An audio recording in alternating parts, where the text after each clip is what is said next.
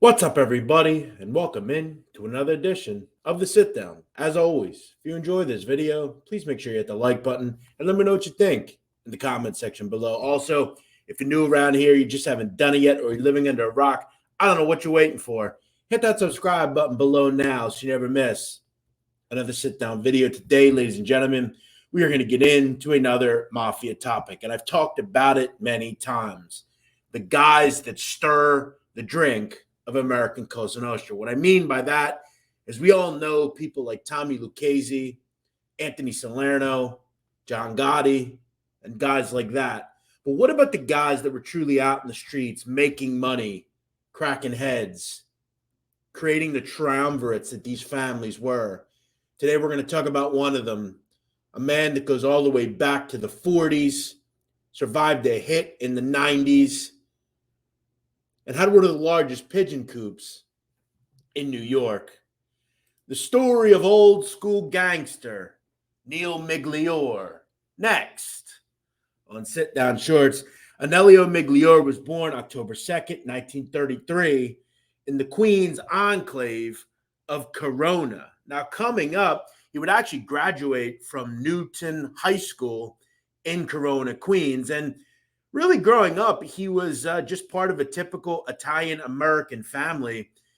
Interestingly enough, Neil Migliore would quickly catch the attention in his youth of Queens capo regime and the Lucchese crime family, Joseph Joe Narrows Laratro. Now, Laratro was a very big bookmaker and was very connected in the gambling world. Now, for Neil Migliore, he quickly impressed Joe Narrows. He enjoyed that Neil was smart and savvy.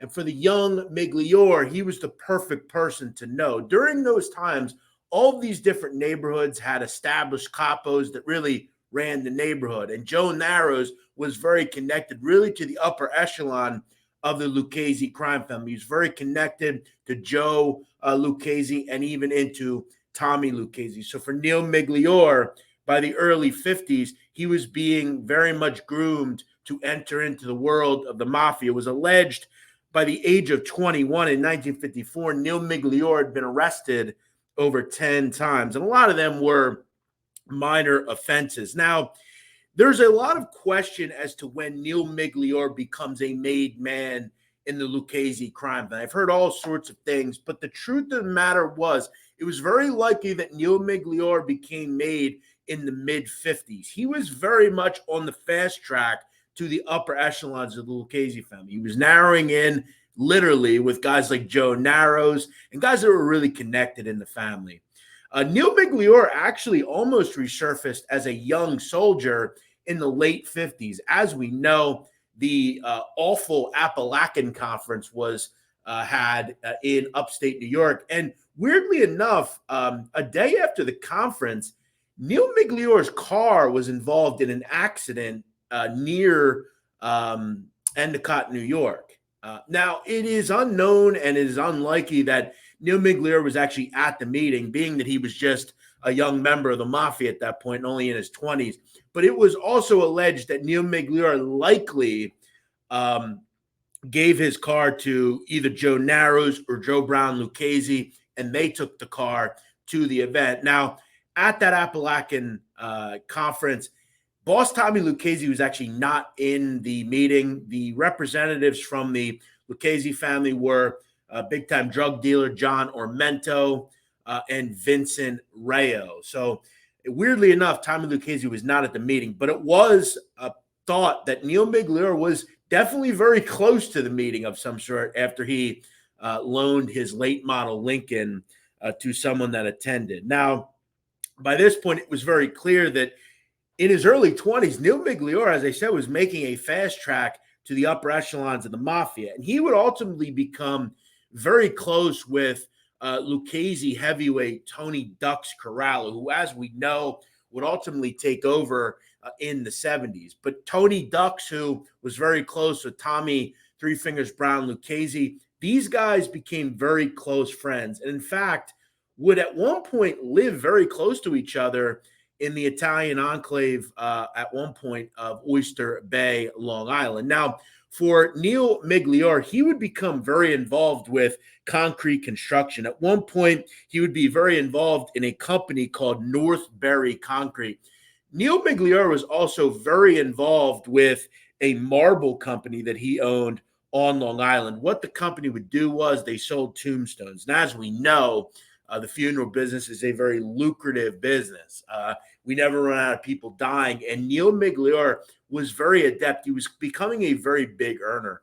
Look, the truth is the Lucchese crime family has always been extremely adept at making money. And we really have to look at them as really from the 40s into the 90s. They're one of the premier criminal organizations in this country. People like Johnny Dio, people like Tommy Lucchese, people like Tony Ducks, people like Neil Migliore made mounds and mounds of money, which we'll talk about here in just a little bit. Now, keep in mind, not only was Neil Migliore running a marble company, he was involved in various concrete companies. He owned restaurants and funeral parlors, but he was also very involved with a huge numbers bank and bookie operations as well. Migliore was made, he was high up, and he was as fast tracking to becoming an upper echelon member of the Lucchese crime family. As we know, in 1973, after a stint in prison, after he tried to rig the Jerome Park Reservoir in New York, the construction of that, Tony Ducks Corralo is released from prison in early 1970s. He would become the boss of the Lucchese crime family in 1973. And after the retiring of Stefano Stephen LaSalle, who was the underboss at the time, Neil Migliore was named underboss of the Lucchese crime family. So in 40 years, he goes from being basically born to being the underboss of one of the most powerful criminal syndicates in America. And as I said, Neil Migliore would move his family to Oyster Bay, Long Island, and would be the neighbor of Tony Ducks Corralo. Oyster Bay was a very nice enclave, really away from the bustling streets of New York City. Now, for Neil Migliore, who, as seen here, has one of the great mug shots in mob history. You got to love the glasses and the hair. Definitely very funny. As I said, Migliore was very much involved as the overseer in major concrete contracts and was very much able to siphon off large amounts of money. Now, at one point in a book written by mob informant Little Al Diarco, he would tell the federal government that at one point, Neil Migliore told not only Victor Amuso, but also Anthony Castro that at one point he was involved in a business offering and a selling of a business that made him over $12 million. So Neil Migliore was very involved, not only in the ability to make money, but also in the sale of businesses and all sorts of different things. And at one point, Neil Migliore, as I said, was truly very much involved with not only concrete, but the Concrete Club. He was making major money through projects like the Trump Plaza in New York City and other big projects, including the Sloan Kettering Cancer Center and other high-end buildings. Now, that would come back to haunt him, which we'll get into in another kind of a segment here in the video. Now, one of the connections he would also make was with a young Bronx mobster who would make his foray into construction as well, a man we know as Stephen Crea. Now, in the mid-1980s, Neil Migliore would finally have some major issues. He would be indicted in a major bid rigging indictment involving not only himself, but Fat Tony Salerno, Vinny the Fish Cafaro, and Vincent DiNapoli, all members of the Genovese crime family. Now, in the indictment, it would allege that multiple members of the mafia, including from the Lucchese, Gambino, and Genovese crime families, were basically rigging bids on concrete construction on buildings like Mount Sinai School of Medicine, Sloan Kettering Cancer Center, and Trump Plaza. The feds would allege, and in the indictment say, that the group allocated concrete work to selected companies, rigging the bids so that a selected company would win a specific contract. And if they didn't get what they want, they would stop all concrete supplies in general. Now, one of the main people that was benefiting from this bid rigging was Anelio Migliore, who was very involved with most concrete companies at that time. That would be an 88-page 15-person indictment. For Neil Migliore, he faced major jail time. At this point, he had never served any legitimate jail time. But in 1988, he would be convicted and ultimately get 24 years in federal prison. He was hit hard. And look, as we know, ultimately, people like Tony Salerno would get 100-year prison sentences for this case. Vinny Cafaro would ultimately flip. This was a major death blow to the American Mafia. And this had a lot to do with not only other cases, but most notably the commission case, dubbed kind of the backbreak of the mob, really, in the mid-'80s. Now, for Neil Migliore, he was going to spend the next 20 years or so in federal prison, or so he thought. In 1991, though, on appeal, his conviction would actually be overturned and he would be released from prison. He had a very effective lawyer, and they were able to prove that some things went on in this case. He was ultimately freed from jail, so only did about 3 years in prison. But that 3 years, really that 5 or so years from 86 to 91, was really a major turning point for the Lucchese crime family. As we know, Neil Migliore went from being a high upper echelon member to going to prison. And during that time, two upstarts in the family. Once Corralo went away, he had basically allotted control to Victor Amuso. And Victor Amuso, basically in a hail of bullets, took over the Lucchese crime family. Now, during the prison sentence of Migliore, it was becoming very clear that Amuso and his lieutenant, Anthony Gaspar-Casa, were not going to relinquish control again of the crime family. Any revolutionaries that wanted to take over the family were going to be brought with swift justice.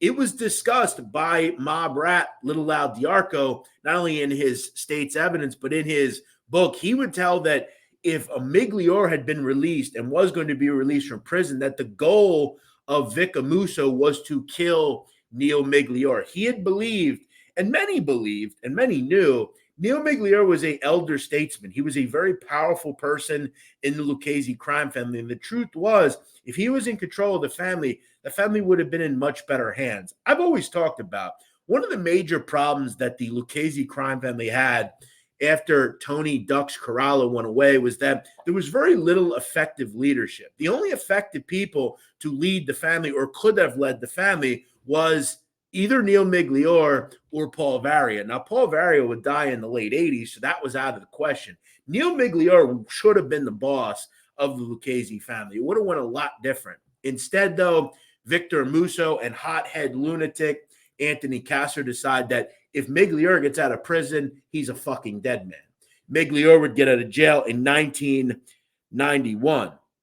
Now, upon his release, Migliore would head back to the streets and get right back in to his construction efforts. Now, in 1992, early that year, Mr. Amuso decides that he is going to make a play on the elder statesman Migliore. And the truth is, Migliore was a powerful guy, and he was definitely going to try to make a play for power in the Lucchese family.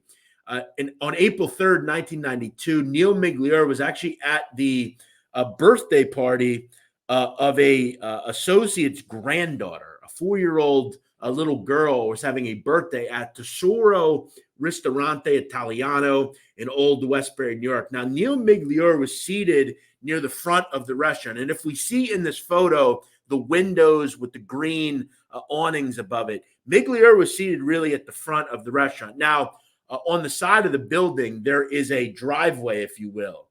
As Neil Migliore is sitting there on that day, a shooter pulls up to the restaurant and lights the restaurant up. Now, luckily, Neil Migliore was the only person to actually get hit. He would be hit not only in the head, but in the neck, but survive the shooting. So Neil Migliore was a tough dude. Keep in mind, in 1992, Neil Migliore was a pretty old guy at this point. He was able to fight his way back to health again and survived.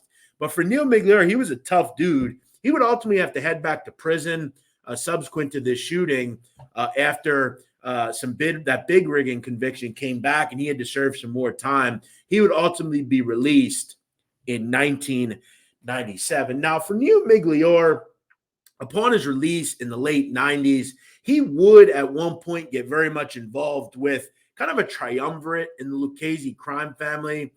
He would kind of be on a board of directors involving people like Stephen Crea in the late 90s, early 2000s. But for Neil Migliore, he pretty much realized that for him, by this point, the government was a total different entity than it was in the 50s and 60s, and that it was much harder to become a mobster. And if he continued to be a mobster, he was likely going to face continued prosecution. As he got older, Neil Migliore decided to really pull back the reins. As we can see here, Migliore would enjoy the late parts of his life with his wife, who, I might add, great work by Neil Migliore, a beautiful woman, I have to say. Migliore would, weirdly enough, post these pictures to a very public Facebook profile. And I've done plenty of research to verify the Facebook profile. It is indeed legitimate. Migliore would post many pictures involving Sunday sauces he would make, different pictures of his pigeon coops that he was very proud of. At one point, someone would say that his pigeon coop weren't just coops, they were mansions for a pigeon. They were very well kept. He really enjoyed racing pigeons. And he would enjoy going to restaurants. He would frequent a restaurant in Corona, Queens called the Parkside, which he would actually leave a review on their restaurant Facebook profile. Now, a lot of people are going to say to me, this can't be him. It's him. Trust me. Now, Neil Migliore in his late life, in his 80s, would really take a back seat. As I said, he would spend time with family. He had a daughter and a son and multiple grandchildren. From what I understand, he constructed some sort of new home. You can see in the Facebook pictures the construction crews putting in his kitchen and things of that stuff. He seemed in his late life to really retire from the mafia. He was a very rich man.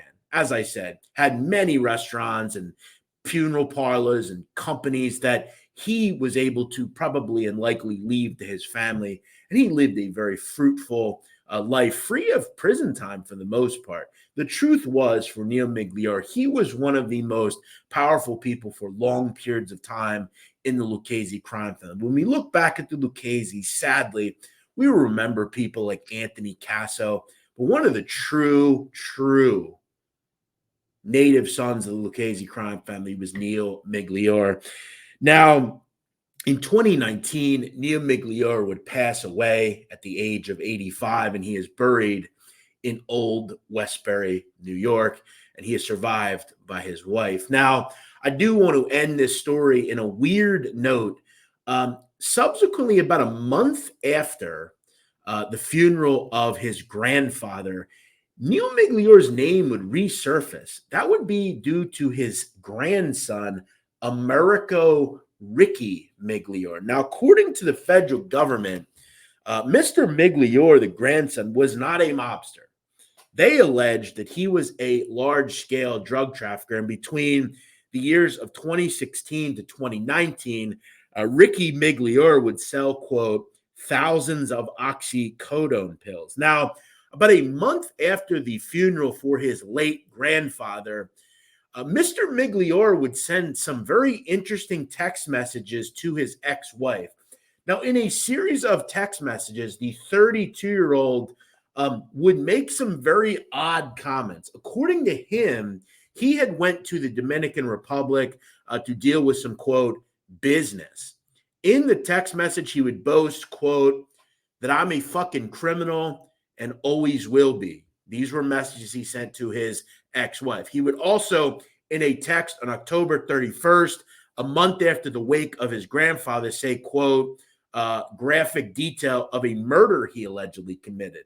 He would say that he used a .40 caliber Glock to, quote, shoot a victim 5 feet away, and that his stomach exploded like a fucking watermelon. Now, remember, these are text messages he is sending to his ex-wife.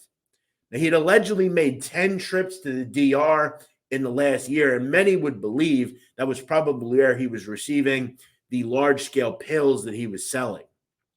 He would also say that he had a 9mm Glock pistol and 6 loaded 9mm pistol magazines that were supposedly shipped to him in the Dominican Republic. Now, I want to make this clear. Mr. Migliore was not involved, according to the government, in this murder. They never brought it to him. Not that they could anyway, because it was committed in another country. And this really could have been Mr. Migliore just blowing off steam or making something up to impress his ex-wife. I don't quite know, but he was ultimately convicted and sentenced to about 3 years in prison. He is currently in a halfway house and is set for release by the federal government in late 2022. But just an interesting connection to Mr. Neil Migliore. Looking back, as I said, Neil Migliore is a man that must be remembered when we talk about mafia history. He is one of the long-standing patriarchs of the Lucchese crime family. He goes all the way back to the Lucchese start of the crime family, to guys like Tony Ducks, Steve LaSalle, and even Tommy Brown himself. Neil Migliore will be remembered as that. He was not a killer. He was an earner and a guy that allowed the wheels of the Lucchese crime family to continue to turn and to turn. As always, if you enjoy this video, please make sure you hit the like button and make sure you subscribe so you never miss another episode of The Sitdown.